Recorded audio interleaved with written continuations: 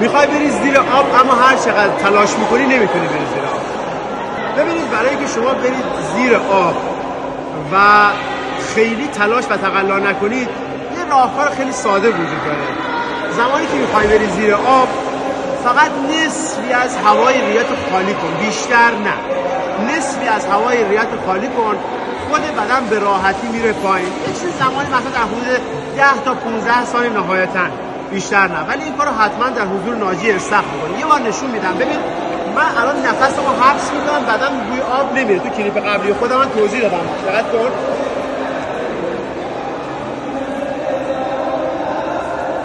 نمیرم زیر آب. حالا نیمی از هوا رو خالی میکنم. دقت کن.